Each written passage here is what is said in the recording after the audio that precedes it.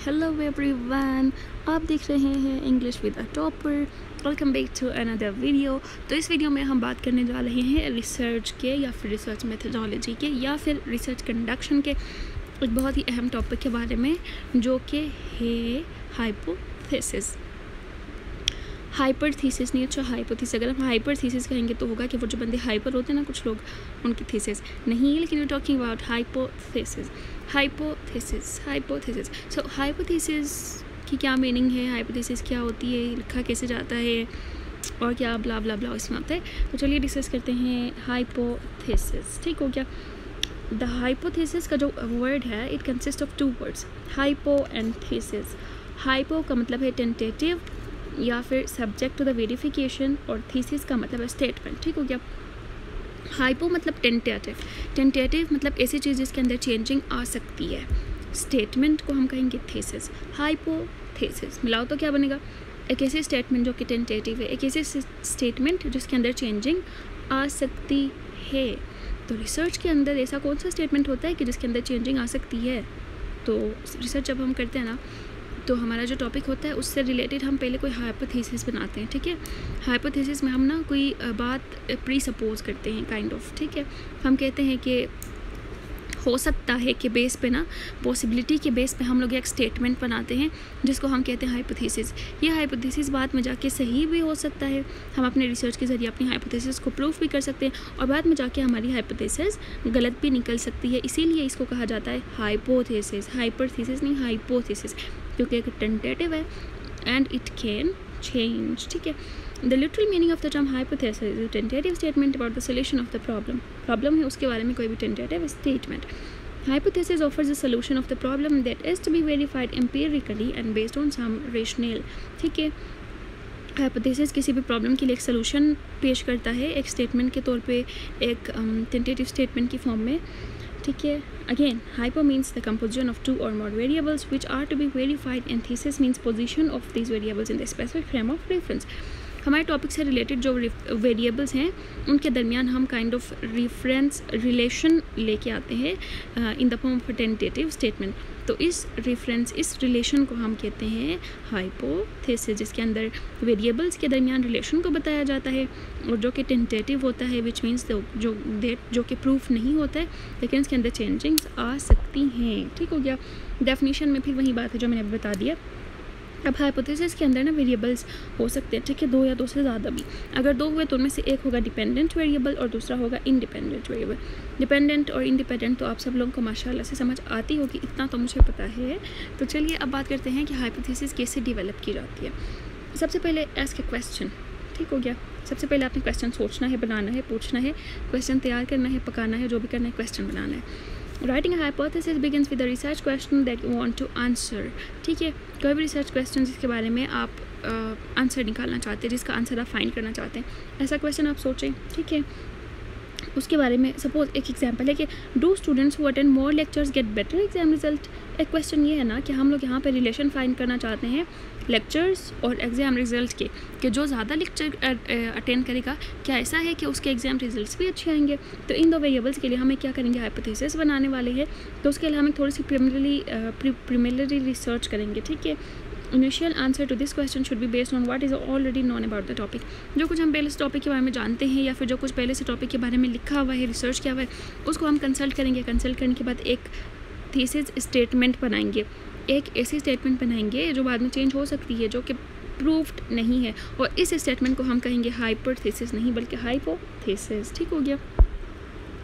So for example, you found that lectures are beneficial, they are full of knowledge that enhance your knowledge as well, which might contribute to gain solid result. तो इस बारे में हमें ये, तो इस topic के बारे में हमें ये पहले से पता था कि लेक्चर्स बहुत बेनिफिशियल होते हैं। ठीक है। जब हम लेक्चर्स को अटेंड करते हैं तो ये हमारे लिए नॉलेज में और हमारे एग्ज़ाम रिजल्ट्स में भी हेल्पफुल हो सकता है। ये बात हमें पता थी। तो इस बात को मद्देनज़र रखते हुए, इस बात को नज़र में रखते हुए, इस बात को अकाउंट में लेते हुए हम अपनी बनाएंगे हाइपोथेसिस। कैसे बनाएंगे?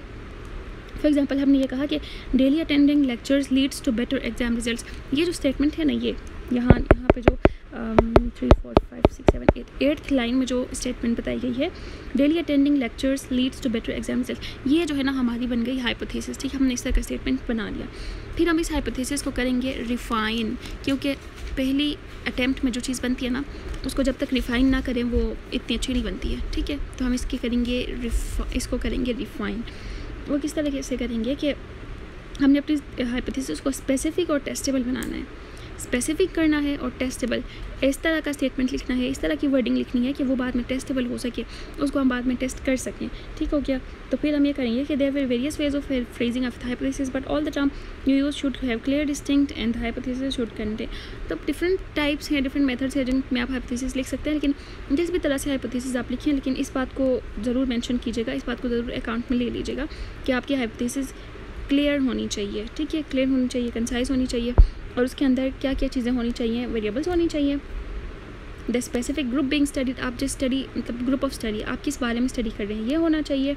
और प्रिडिक्टेड आउटकम, एक प्रिडिक्शन लगाएंगे ना, एक हाइपोथेसिस में एक पहले से बात सपोज की गई है, एक प्रिडिक्शन लगाएंगे, आप एक पेशगोई करेंगे कि ये बात हो रही है, तो इन तीनों चीज़ों का हाइपोथेसिस के अंदर होना मस्ट है। ठीक हो गया।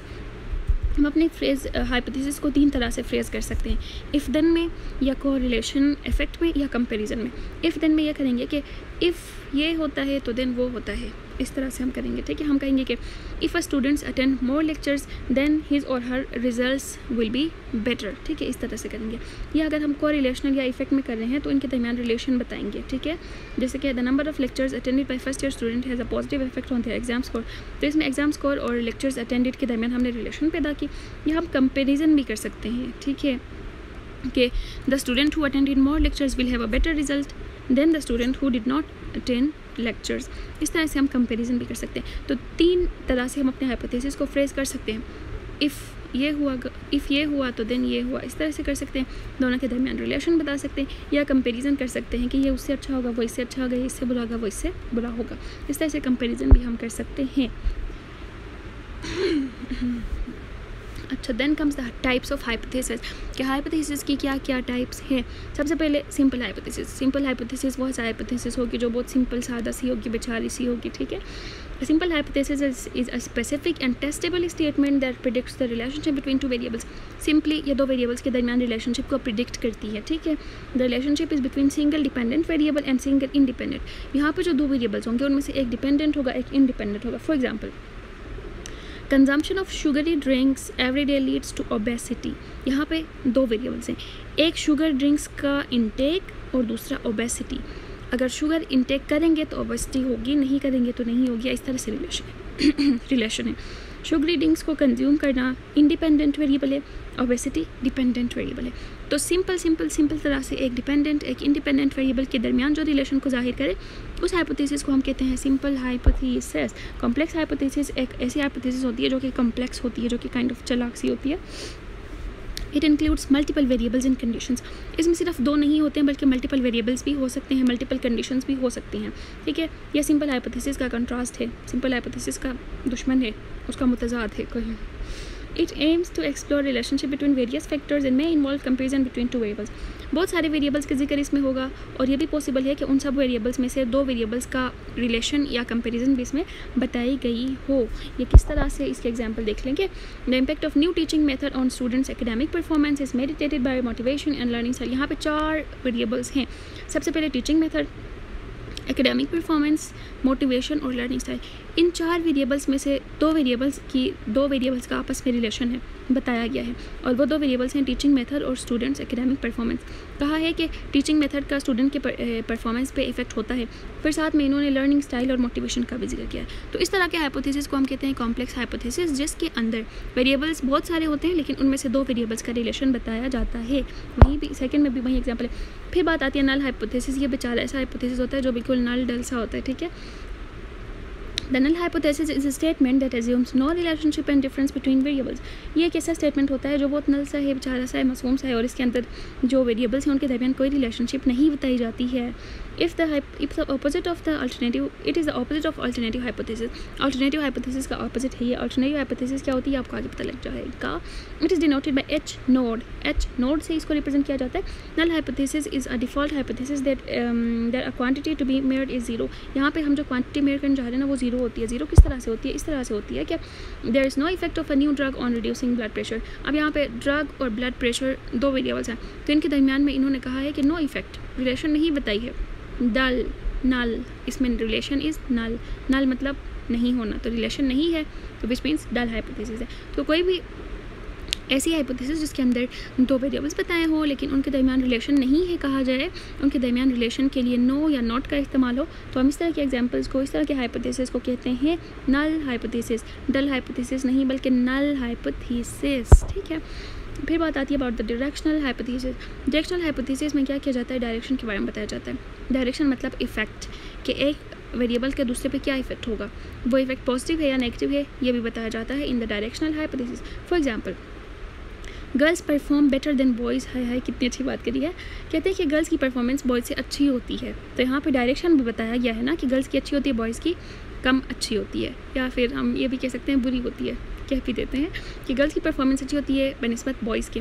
तो यहाँ पे डायरेक्शनल हाइपोथेसिस है। क्यों? क्योंकि यहाँ पे जो है ना डायरेक्शन बताई गई है कि गर्ल्स की ज़्यादा है, बॉयज़ की कम है, और यहाँ पे पॉजिटिव या बेटर, पॉजिटिव या नेगेटिव का भी हमें सेंस मिल रहा है कि परफॉर्मेंस अच्छी होना डेफिनेटली एक पॉजिटिव थिंग है। इस तरह के हाइपोथेसिस को हम कहते हैं डायरेक्शनल हाइपोथेसिस, ठीक है। इस तरह का जो हाइपोथेसिस है, it tries to convince others that the hypothesis is correct. ये जो है ना पढ़ने वाले को इस बात पे कन्विंस करते हैं कि हाइपोथेसिस सही है।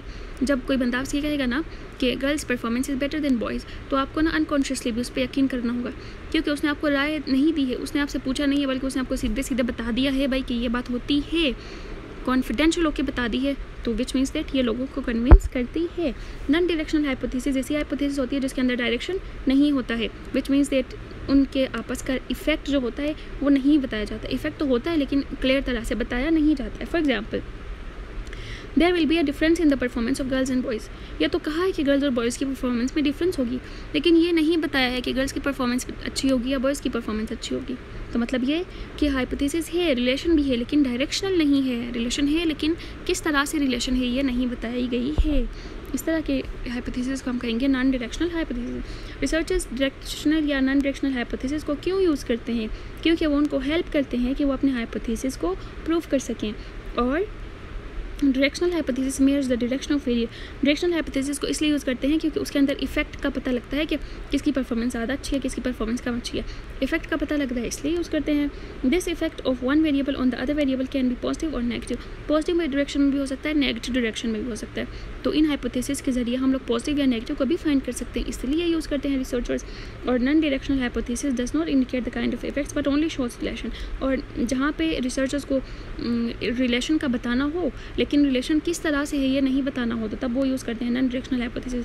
तो अपने अपने एम्स को मद्देनज़र रखते हुए, अपनी अपनी ज़रूरियात को मद्देनज़र रखते हुए रिसर्चर्स इस तरह के हाइपोथेसिस को यूज़ करते हैं। पागल तो नहीं है ना कि वैसे यूज़ करते हो।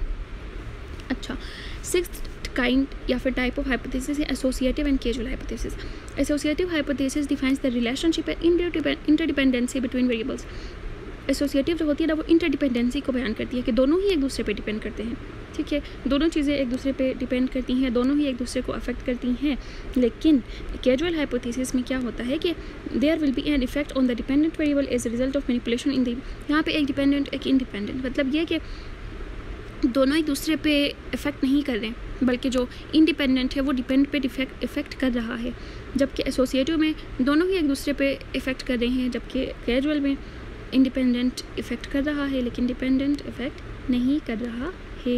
तो ये सिक्स्थ काइंड्स हो गई जिसके अंदर एसोसिएटिव और कैजुअल। अब देखें इसकी एग्जांपल्स ये हैं। Describe the cause and effect. इसके अंदर ना हम लोग कॉज एंड इफेक्ट को भी डिस्क्राइब करते हैं। For example, employees training program will reduce employee absenteeism, ठीक है। अब यहाँ पे दो चीज़ें हैं, एम्प्लॉई की ट्रेनिंग प्रोग्राम और एम्प्लॉयज़ की एब्सेंटीज़म। इन दोनों के दरमियान कॉज एंड इफेक्ट का रिलेशन है कि अगर एम्प्लॉय की ट्रेनिंग होगी तो वो एब्सेंट होंगे। इस तरह की हाइपोथेसिस को हम कह सकते हैं एसोसिएटिव हाइपोथेसिस, क्योंकि ये दोनों एक दूसरे पर डिपेंड करते हैं। आगे भी वही एग्जांपल्स हैं, ठीक है। क्रिटिकल डिस्कोर्स एनालिसिस के बारे में हम फिलहाल बात नहीं करेंगे, ये नेक्स्ट वीडियो में बात करेंगे, क्योंकि ये एक अलग सा टॉपिक है। तो यहाँ तक हमने बात की about the hypothesis, it's kinds, क्यों यूज़ करते हैं, ठीक है, हाइपोथेसिस क्या चीज़ है, किस किस जगह पे कौन कौन सी हाइपोथेसिस यूज़ करते हैं। तो अगर आप भी अपना रिसर्च करने जा रहे हैं तो आपको भी हाइपोथेसिस डेफिनेटली बनानी होगी। तो आप इन काइंड्स को पहले मद्देनज़र रखें, फिर जाके आप करें कि अगर आपका कॉज एंड इफेक्ट वाला है तो ये वाला हाइपोथेसिस यूज़ करोगे, अगर आपके वेरिएबल्स में रिलेशन नहीं है तो नल हाइपोथेसिस यूज़ करोगे। तो इसको समझ के अपनी हाइपोथेसिस बना के रिसर्च करो तो डेफिनेटली कामयाब हो जाओगे इंशाल्लाह, चाहे आप पेपर के लिए पढ़ रहे हो या चाहे आप रिसर्च के लिए पढ़ रहे हो। तो that is all, thank you so much for listening, don't forget to share, like, subscribe and comment. अल्लाह हाफिज़।